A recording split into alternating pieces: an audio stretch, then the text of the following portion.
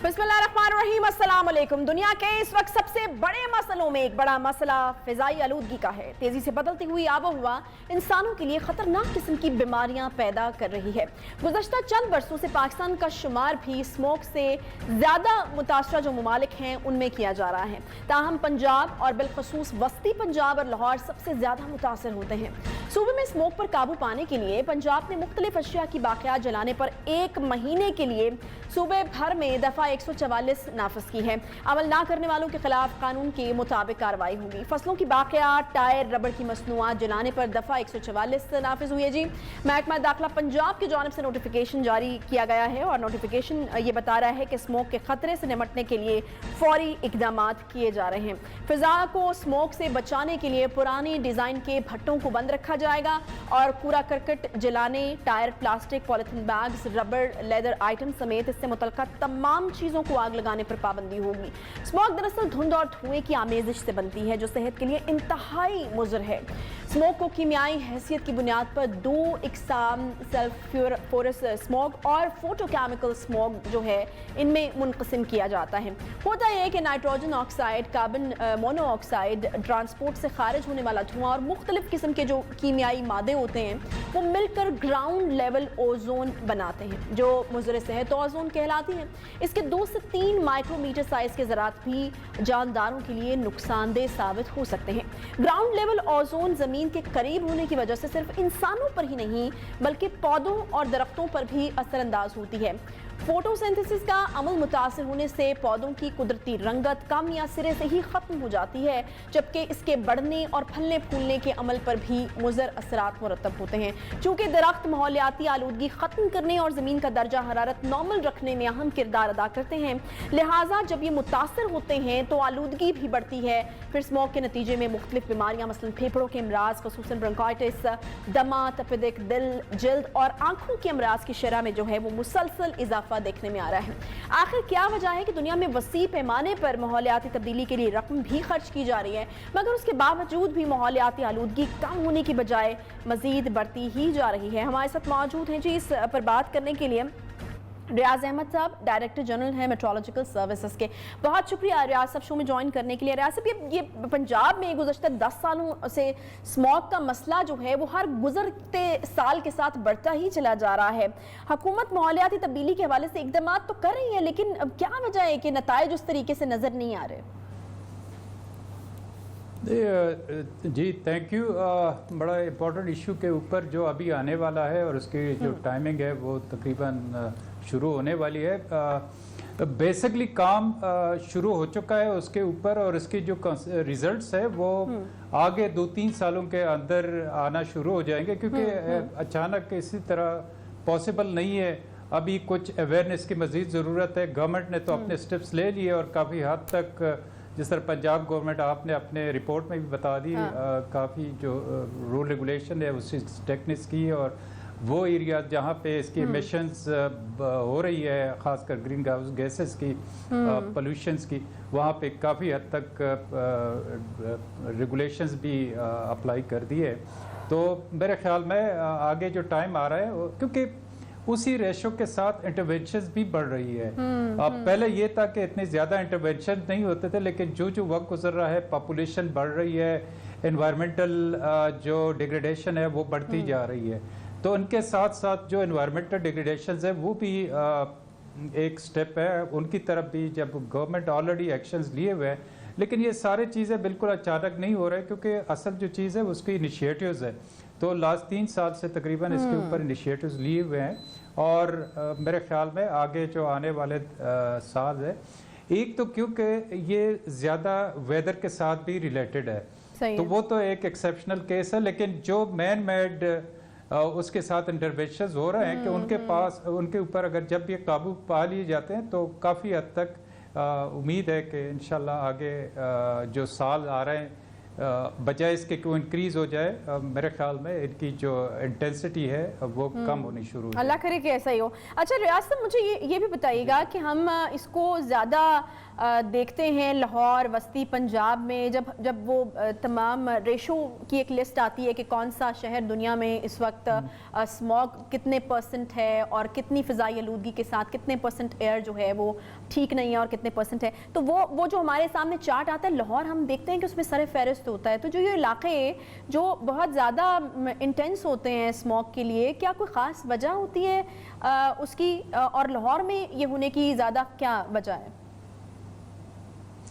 उसमें वैसे तो अगर आप देखा जाए तो केपी में भी इसके रेशो बढ़ रही है और हर जगह पे बढ़ रही है, लेकिन लाहौर है या फैसलाबाद है, वो शहर जो बिल्कुल in central part of the country है, यहाँ पे चूंकि फ्लो इसके साथ जो विंड है वो भी ज़्यादा रिलेटेड कर रहा है, उसकी एडवेक्शन जो पोल्यूशन है, इसकी एडवेक्शंस भी बड़ा काउंटेबल होता है। तो वो ज़्यादातर जो बाकी पार्ट ऑफ द कंट्री के जितने भी पोल्यूशन है, पोल्यूटेड, वो भी मूव करते हैं उन्हीं साइड पे, क्योंकि लाहौर सेंट्रल है।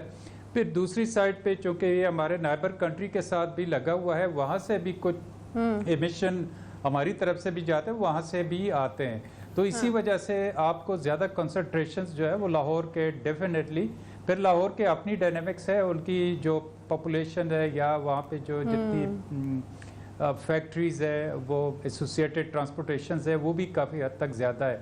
लेकिन ये भी एक रीज़न है कि वो चूँकि मुल्क के एक सेंट्रल एरिया में कर रहे हैं, मतलब लाई कर रहे हैं, और इसी की वजह से बाकी जो एमिशंस है, जो पोल्यूटेड पार्टिकल्स है, वो भी जब विंड्स चलती हैं तो वो ज़्यादा उन्हीं की तरफ मूव करते हैं। तो इसी वजह से वहाँ पे जो कंसंट्रेशंस है वो डेफिनेटली, और वैसे ओवरऑल अब हर जगह पे तकरीबन इनकी रेशो, जिस तरह पहले हम देखते थे कि पेशावर में या जो बाकी सिटीज़ है या सिंध में, वहाँ पे नहीं, लेकिन अब हर जगह पे इनकी जो रेशो है वो बढ़ रही है। सही। अच्छा मुझे यही बताइएगा कि जब दुनिया इसके ऊपर माहौलियाती तब्दीली को लेकर के, बड़ा एक सीरियस सब्जेक्ट है आजकल, ख़तीर रकम खर्च कर रही है, लेकिन उसके बावजूद भी माहौलियाती तब्दीली को हम रोकने में क्यों नाकाम है? क्या रियाज साहब ये एक ऐसी चीज़ है कि जो एक नेचुरल चीज़ है, वक्त के साथ साथ ये बढ़ेगी और हमारा इख्तियार जो है वो इसके ऊपर आहिस्ता आहिस्ता कम होता जा रहा है?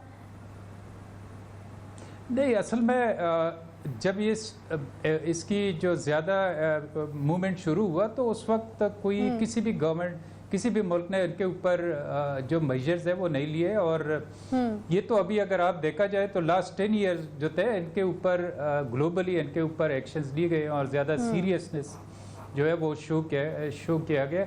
आप देख रहे हैं कि ज़्यादातर वो जो जितने ज़्यादा डेवलप कंट्रीज़ है, क्योंकि ये एक इकोनॉमिकल जो डेवलपमेंट है इनके साथ भी रिलेटेड है। जितने ज़्यादा प्रोडक्शंस है या चीपर इलेक्ट्रिसिटी है, वो इन्हीं फॉसिल फ्यूल्स है उसकी बर्निंग की वजह से जो है ना वो इजीली बन सकती है। तो वो एक मेन जो वो भी एक कॉज है। पहले तो लोग इसमें जितने ग्लोबली कोई सीरियस नहीं थे, लेकिन लास्ट 10 ईयर से अब जिस तरह जो बाकी कंट्रीज़ है, यूरोप में भी है, हमारे जो नाइबर्स है, वो ख़ासकर चाइना, उनने भी काफ़ी प्रिकॉशनरी मेजर्स ली है और वो कर रहे हैं, लेकिन वो ऑलरेडी इतने डिग्रेडेट हो चुकी है कि उससे कम से कम ये हो रहा है कि कुछ ना कुछ हद तक इसको सेटिस्फाई जो लिमिट है वो उसके अंदर आ रही है, लेकिन बहुत ज़्यादा जो उसकी शूट अप है वो सही है। जिस तरीके से अभी मेजर है तो मेरे ख्याल में वो इतना ज़्यादा शूट नहीं हुआ, लेकिन जितना ऑलरेडी डिग्रेडेट हो चुके हैं वो तो होना ही है।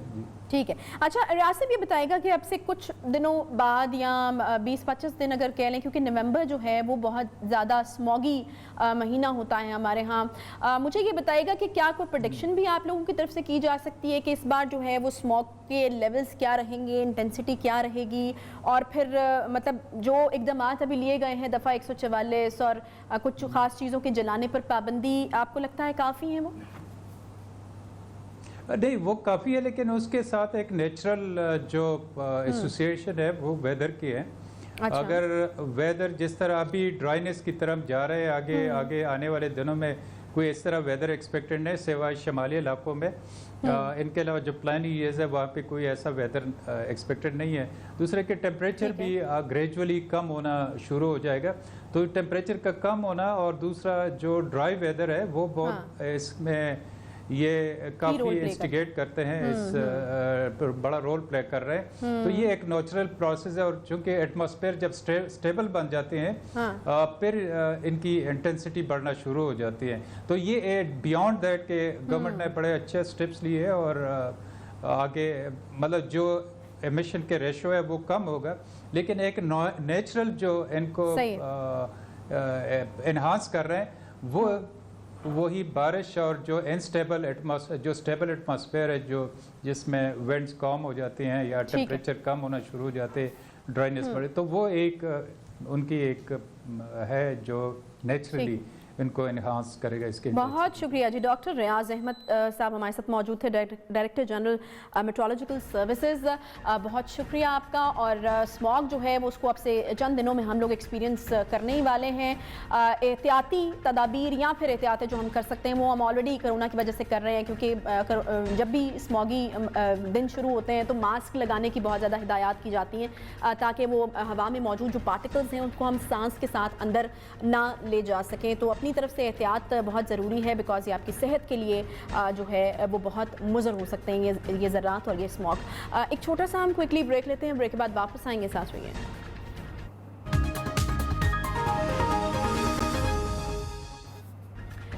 खैबर पख्तूनख्वा के सियाहती मकाम यूबिया चेयरलिफ्ट को सयाहों के लिए खतरनाक करार दे दिया गया है। तर्जुमान गिलियाद डेवलपमेंट अथॉरिटी के मुताबिक यूबिया चेयरलिफ्ट अब इंसानी जिंदगी के लिए महफूज नहीं रही है।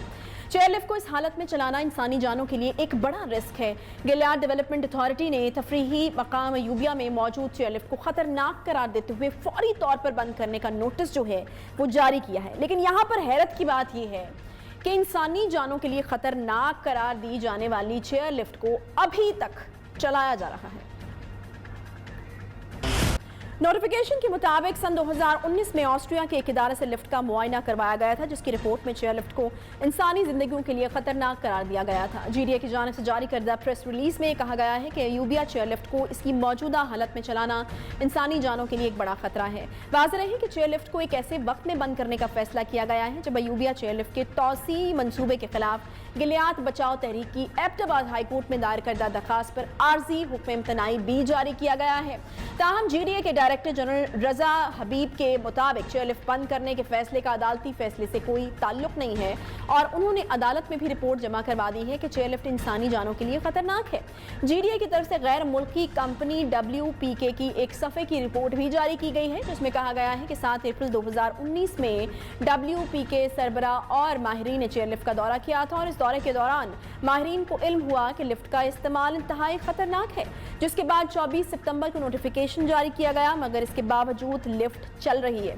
आखिर कौन चला रहा है इस लिफ्ट को, और जीडीए चेयरलिफ्ट को बंद करने में नाकाम क्यों है, इसी पर बात करेंगे। हमारे साथ मौजूद हैं जी जीडीए यानी गिलियाद डेवलपमेंट अथॉरिटी के जो डीजी हैं रज़ा अली हबीब साहब। बहुत शुक्रिया रज़ा अली हबीब साहब प्रोग्राम में ज्वाइन करने के लिए। रज़ा अली हबीब साहब, ये जीडीए क्या इतनी बेबस है कि आप लोगों की तरफ से उसे बंद करने के अहकामात हो गए, सब चीज़ें हो गई, लेकिन उसके बावजूद अभी तक जो है वो चेयरलिफ्ट चल रही है, कौन चला रहा है? थैंक यू वेरी मच जी। हमने अपने तौर पर जिस तरह आपने कहा भी कि 24 सितंबर को हमने एक इंतजामी ऑर्डर कर दिया था कि ये ऑस्ट्रियन चेयरलिफ्ट के बाद भी हमारे पास हमने 1-2 दफा फिर उसका मुआयना किया, और जब हमें इसका अंदाजा हुआ कि इसके हाइड्रोलिक सिस्टम और ब्रेकिंग सिस्टम बिल्कुल नाकारा हो चुके हैं। अच्छा। तो चूंकि हमारे लिए सबसे मेन प्रायोरिटी इंसानी जानों के तहफ़्फ़ुज़ ही था, इस वजह से हमने 24 सितंबर को उसको बंद करने का ऑर्डर जारी किया। फिर मैं चूंकि कोर्ट में केस है उसकी तरफ शायद ज़्यादा उस पर कमेंट ना करूं, लेकिन चूंकि एक कंसीलमेंट ऑफ जो हकीकत छुपाई गई कोर्ट से, जिस पे हमने हाई कोर्ट में रिट पिटीशन भी की है कि जो मौजूदा ठेकेदार था, कंट्रैक्टर था, उसने चंद मकामी लोगों के साथ मिल के कुछ ऑफिस पे कब्जा करने की कोशिश की और 4 घंटे से 5 घंटे तक शिफ्ट चलाने की कोशिश की। उस पर हमने एक्शन भी लिया है और उन पर बाकायदा मुकदमात भी दर्ज करने की दरख्वास्त भी दी है और कुछ पे दर्ज भी हो चुके हैं। और अब ने इंशाल्लाह किसी भी जान को रिस्क में नहीं डाल सकते, इस वजह से हमने इसको बाकायदा अब रज़ा अली साहब, मैं बिल्कुल यही जानना चाहूँगी आपसे कि ये आपकी यानी आप डीजी गिलियाद डेवलपमेंट अथॉरिटी हैं, तो आपकी अथॉरिटी किस हद तक है, कहाँ तक है? क्या आप फोर्सफुली जो है वो वहाँ से उनको हटाकर बंद नहीं करा सकते इस चेयरलिफ्ट को? बिकॉज एक बहुत बड़ा रिस्क जुड़ा हुआ है, किसी वक्त भी कोई भी बड़ा हादसा हो सकता है और अगर वो खुदा न खास्ता हो जाता है रज़ा अली साहब, तो फिर किसके सर आएगा उस हादसे का, या इंसानी जानें जो चली जाती हैं वो किसके सर पर होंगी? अभी हमने इस तरह मैंने कहा कि 1-2 दिन ये कुछ शरपसंद और कुछ इस तरह की मकामी लोगों ने इसको चलाने की कोशिश की, जिसपे हमने पुलिस के तावन से उनको बंद किया है और मुकम्मल तौर पर बंद है। हमने अदालत में भी अपनी रिपोर्ट जमा कराई है कि कार सरकार में मुदाखलत के बिना पे और ऐसे वक्त में जब ऑलरेडी चेयरलिफ्ट एक खतरनाक करार दे चुके हैं, उस वजह से हमने इसको बाकायदा तौर पर भी बंद किया है और हम इंशाल्लाह इसकी रिपोर्ट अदालत में भी जमा कराएंगे और फुल पुलिस कोर्ट है, उस पर एक्शन भी होगा। जिन लोगों ने इंसानी जानों के साथ खेलने की कोशिश की है उनके खिलाफ मुकदमा भी दर्ज हो चुके हैं। अच्छा, तो क्या कोई गिरफ्तारियां भी अमल में आई हैं? और मुझे अभी ताज़ा तरीन स्टेटस भी बता दीजिए, बिकॉज ये फुटेजेस जो हम चला रहे हैं वो बहुत रीसेंट फुटेजेस हैं जो हमारे नुमाइंदगान ने वहाँ से भेजी हैं और इन फुटेजेस से तो यही लग रहा है कि लिफ्ट जो है वो चल रही है अभी भी। नहीं जी, अभी ये 3-4 दिन से मुसलसल बंद है और हम इसको प्रॉपर मॉनिटर कर रहे हैं और इंतजामी तौर पर हम इसको रोज रखते हैं कि कोई भी किसी किस्म की ऐसी कार्रवाई की इजाजत हम नहीं दे सकते जिसमें इंसानी जानों को खतरा हो। और इंशाल्लाह ये हम अपना पूरा फुल फ्लेज एक सरकार की रेट को कायम रखेंगे और इसकी रिपोर्ट हम कोर्ट में भी जमा कराएंगे और जहां तक मुकदमात है इसकी तफ्तीश जारी है और इंशाल्लाह जिन्होंने भी उसमें इंसानी जानों को रिस्क में डालने के लिए ये सारी कार्रवाई की थी वो इंशाल्लाह कोर्ट और तफ्तीश में इंशाल्लाह बहुत जल्द बेनकाब हो जाएंगे। तो रज़ा अली साहब, कोई गिरफ्तारियां अमल में आई हैं? आपने कहा मुकदमात दर्ज हो गए हैं? फिलहाल अभी कोई गिरफ्तारी नहीं हुई क्योंकि एक आध दिन इसमें तफ्तीश और होगी, क्योंकि हम नहीं चाहते कि कोई बेगुनाह लोग इसमें पकड़े जाएं। जो हमारे पास फुटेजेस हैं और जो लोग हैं उनकी हम सारी स्टेटमेंट्स रिकॉर्ड करा रहे हैं। इसके बाद मैं आपको ये भी बताता चलूँ कि हमने सिर्फ चूंकि वहाँ पे एक मेन स्पॉट टूरिस्ट स्पॉट यूबे चेयरलिफ्ट ही है, जिससे अगर आप समझें कि यूबे की तरफ या गिलियाद की तरफ आधे लोग इस चेयरलिफ्ट की वजह से ही आते हैं। सही है। हमने अल्टरनेटिव ऑलरेडी एक प्रोसेस के तहत इसकी पूरी मॉडर्नाइजेशन का एक प्रोसेस मुकम्मल किया है कि एक नई यूरोपियन स्टैंडर्ड चेयरलिफ्ट भी इंस्टॉल होगी और इंशाल्लाह 1 साल के अंदर अंदर इंस्टॉल होगी। सही, ठीक है जी, बहुत शुक्रिया। हमारे साथ मौजूद थे जी रज़ा अली हबीब साहब, डीजी गिलियाद डेवलपमेंट अथॉरिटी। उनके मुताबिक चेयरलिफ्ट अब बंद करा दी गई है। यकीनन एक बहुत बड़ा रिस्क जो है वो इंसानी जानों के हवाले से जुड़ा है और वहाँ पे वो कह रहे हैं कि मकामी कॉन्ट्रैक्टर जो हैं वो इसको मिली भगत के साथ चला रहे थे। लेकिन ये भी उन्होंने ठीक कहा और बिल्कुल जो लोग मुझे सुन रहे होंगे उनको पता है कि एक बड़ी मेन अट्रैक्शन जो है टूरिस्ट के लिए ये चेयरलिफ्ट है। और एक अच्छी खबर उन्होंने दिया, उन्होंने ये कहा है कि जल्द ही 1 साल के अंदर अंदर ही यूरोपियन स्टाइल की एक बेहतर और जदीद चेयरलिफ्ट जो है उस इलाके में लगाई जाएगी। तो ये एक अच्छी खबर है। टूरिस्ट जो गिलियाद का विजिट करते हैं और उनको एक अट्रैक्शन होती है चेयरलिफ्ट में। छोटा सा ब्रेक हम लेंगे, ब्रेक के बाद वापस आते हैं साथ में।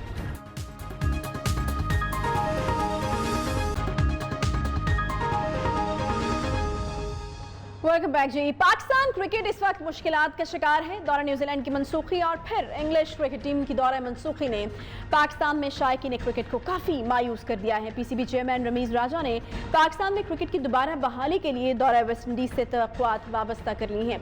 आज सेनेट की कमेटी बराए बैनुल सूबाई राब्ता में रमीज़ राजा का कहना था कि इंटरनेशनल सिक्योरिटी एजेंसी के मुताबिक दुनिया के मुकाबले में पाकिस्तान की सिक्योरिटी बेहतरीन है। इतना संगीन खतरा नहीं था जिस पर न्यूजीलैंड ने दौरा मनसूख कर दिया। पाकिस्तान की गलती ही नहीं है तो हम क्यों एहसास कमतरी में पड़ जाएं। वेस्टइंडीज़ के दौरे पाकिस्तान के लिए पुरुमीद है कि दौरा शेड्यूल के मुताबिक होगा, जबकि ऑस्ट्रेलिया पर भी दबाव पड़ा है क्योंकि पाकिस्तान को न्यूजीलैंड और इंग्लैंड की वजह से बहुत ज़्यादा जो है वो नुकसान हुआ अब तक। एक सवाल के जवाब में रमीज़ राजा साहब का यह कहना था कि साफ सी बात है कि वर्ल्ड क्रिकेट में पैसा बोलता है। मेरी तजवीज़ है कि पाकिस्तान में वेस्टइंडीज़, जनूबी अफ्रीका और बांग्लादेश की ट्राई सीरीज़ हो, जिससे पाकिस्तान क्रिकेट बोर्ड की ताकत नजर आएगी। पाकिस्तान क्रिकेट इकॉनमी बेहतर होगी तो ICC फिर बात भी सुनेगा। पाकिस्तान क्रिकेट बोर्ड को अपने भी पैसे बनाने हैं और ICC को भी रेवेन्यू बनाकर देना है। एक सवाल के जवाब में रमीज़ राजा ने कहा कि चीन को क्रिकेट में लेकर आ रहे हैं। क्या पाकिस्तान क्रिकेट की मुश्किलात चीन के आने के बाद कम हो जाएंगी या क्रिकेट इकॉनमी बेहतर होने का कोई चांस है? इस पर बात करेंगे। और दूसरी जानिब इंग्लैंड क्रिकेट टीम जो है वहाँ पर एक हलचल हुई है जी। अब वहाँ पर हुआ ये है कि पाकिस्तान के दौरा मनसूखी के दबाव के बायस England and Wales cricket board के चेयरमैन आयन वॉटमोर जो हैं वो मुस्ताफ़ी हो गए हैं। बरतानवी मीडिया का कहना है कि आयन वॉटमोर ने अपनी मुद्दत मुलाजमत पूरी होने से कबल ही ये इस्तीफा दिया है। इंग्लैंड के दौरा पाकिस्तान खत्म करने पर दुनिया भर से इंग्लिश क्रिकेट बोर्ड तनकीद का निशाना बनता आ रहा है। क्या पाकिस्तान ICC में पाकिस्तान को बेहतर मुकाम दिलाने में नए चेयरमैन और PCB की एफर्ट राइट डायरेक्शन पे जा रही है? इस पर भी हम बात करेंगे जी। हमारे साथ मौजूद हैं क्रिकेट एक्सपर्ट सैयद याह्या हुसैनी साहब। बहुत शुक्रिया याह्या प्रोग्राम में ज्वाइन करने के लिए। याह्या, ये आपसे कुछ देर पहले एक खबर हमें मिली है और वो खुशाइंद मालूम तो होती है लेकिन अब पता नहीं कितनी है। पाकिस्तान और न्यूजीलैंड सीरीज का जल्द ऐलान होने जा रहा है, तो हमें ये बताइएगा कि ये ऐलान जो होने जा रहा है तो ये सीरीज पाकिस्तान में ही होगी क्योंकि न्यूट्रल वेन्यू पर खेलने के लिए तो पहले ही रमीज़ राजा साहब मना कर चुके हैं। बिल्कुल ठीक कहा आयशा आपने, न्यूट्रल वेन्यू पर हमें खेलने की जरूरत है भी नहीं और दोनों पर वाज़ेह मौक़िफ़ होना चाहिए पाकिस्तान क्रिकेट बोर्ड का। लेकिन आपने जो अभी बताया कि न्यूजीलैंड क्रिकेट टीम ने इस बात का इंदिया दिया है कि वो मुस्तक़बिल करीब में पाकिस्तान के साथ सीरीज खेल सकती है, that's good for Pakistan cricket. But जहां तक आयशा बैनुल-अक़वामी क्रिकेट की वापसी के हवाले से बात है कि वेस्ट इंडीज की टीम ने पाकिस्तान का दौरा करना है और फिर आइंदा साल की शुरुआत में ऑस्ट्रेलिया की टीम ने पाकिस्तान आना है। न्यूजीलैंड और इंग्लैंड के इनकार के बाद ये दोनों दौरे अब इंतहाई अहमियत के हामिल हैं। रमीज़ हसन राजा साहब अपने तौर पर जरूर बात कर रहे हैं। रमीज़ हसन राजा साहब अपने तौर पर इन दौरों के खत्म होने की वजूहात जरूर बता रहे हैं, लेकिन मेरी अपनी ज़ाती राय में कि हम टीमों को डेफिनेटली इनवाइट करें, उनके साथ हमारा एक बिल्कुल क्लियर कट स्टांस होना चाहिए कि आप हमारे मुल्क में खेलेंगे तो वेलकम, नहीं खेलेंगे तो हम आपके साथ नहीं खेलेंगे। लेकिन दूसरी तरफ मैं बार बार एक ही बात कर रहा हूँ और वो ये कि पाकिस्तान क्रिकेट बोर्ड को पाकिस्तान सुपर लीग को एक बड़ा ब्रांड बनाना चाहिए। पाकिस्तान सुपर लीग को एक विंडो क्रिएट करके हर साल में जो है वो फाइनल कर देना चाहिए।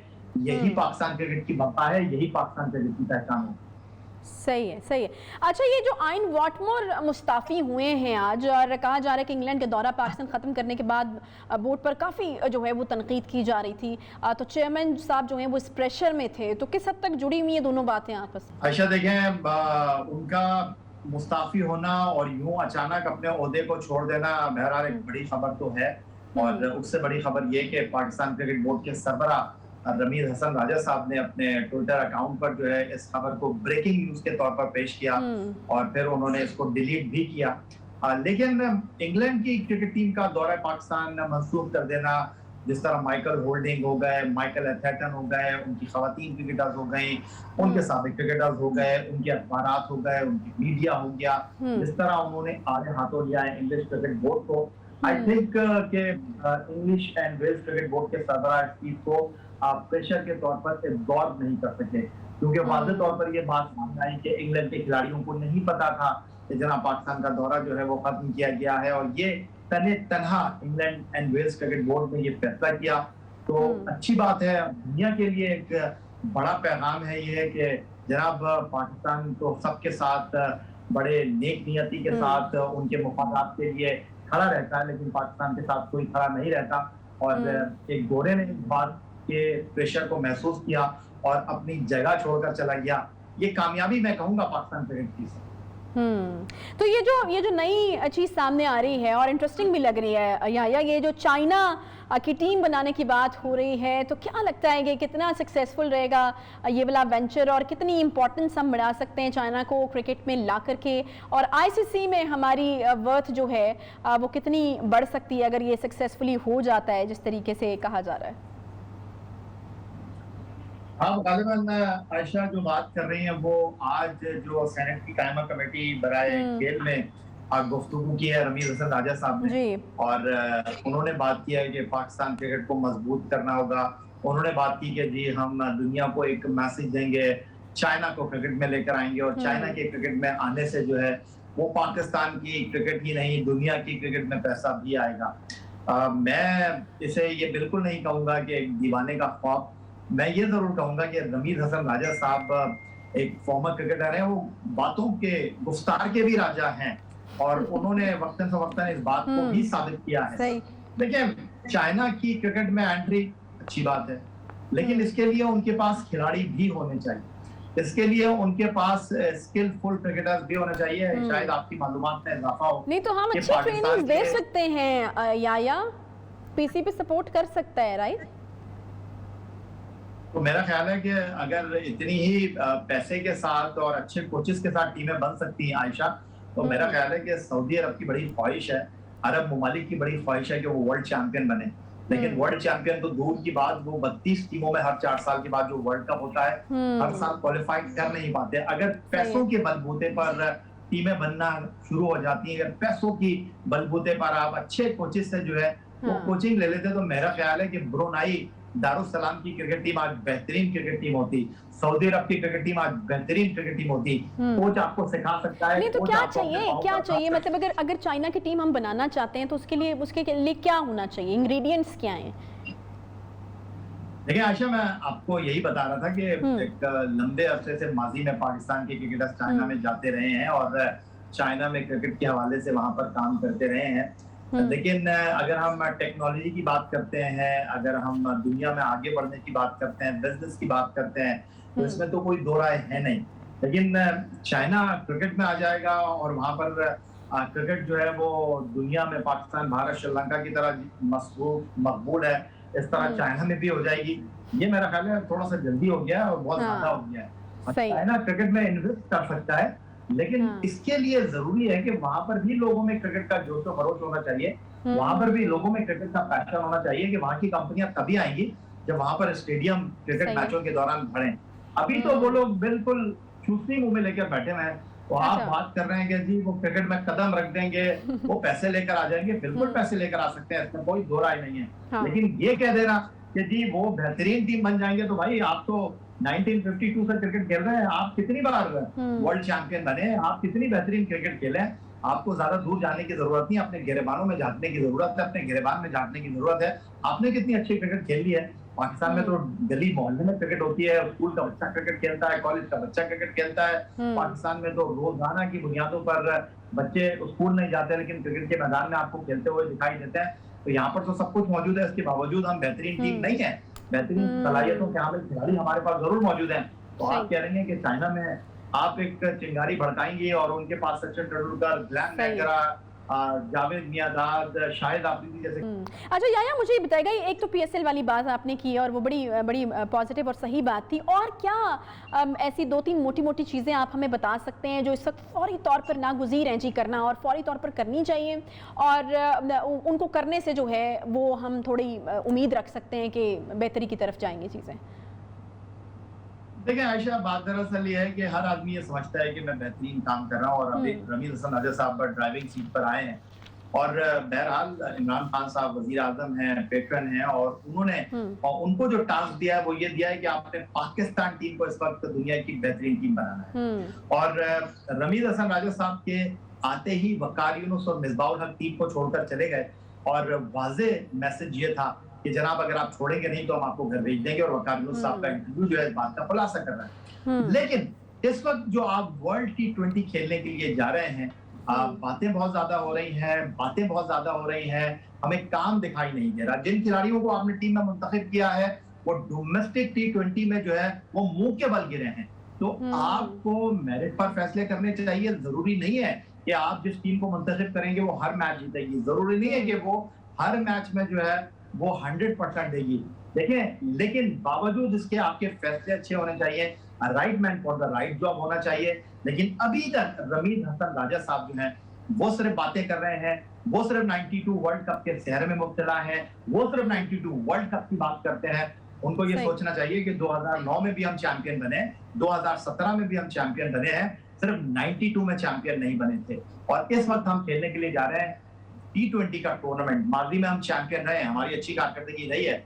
हार जीत में फिर भी ये बात कर रहा हूँ कि खेल में हो जाती है, लेकिन अगर हमारी टीम लड़कर नहीं हारेगी, हमारी टीम अगर लड़कर मैदान में खेलती हुई दिखाई नहीं देगी, तो रमीज हसन राजा साहब ये बातों से इन चीजों का दिफा नहीं कर सकेंगे। रमीज हसन राजा साहब को फिर मैं ये बताने की कोशिश कर रहा हूँ कि रमीज हसन राजा साहब टीम की परफॉर्मेंस बोर्ड के ऊपर बहुत ज्यादा असरअंदाज हुई। बहुत शुक्रिया जी। याया हुसैनी क्रिकेट एक्सपर्ट हमारे साथ मौजूद थे और बिल्कुल प्रैक्टिकली काम करने पर काफ़ी जोर देते हुए उन्होंने कहा कि हमें जो है वो ऑन ग्राउंड होती हुई चीज़ें यहाँ पर प्रैक्टिकली काम होता हुआ नज़र आना चाहिए, बजाय इसके कि बहुत ज़्यादा बातें जो हैं वो हम करें। इसके साथ ही प्रोग्राम का वक्त यहाँ पर ख़त्म होता है जी। इंशाल्लाह आपसे अगले हफ्ते मुलाकात होगी। ख्याल रखिए अपना। अल्लाह हाफ़िज़।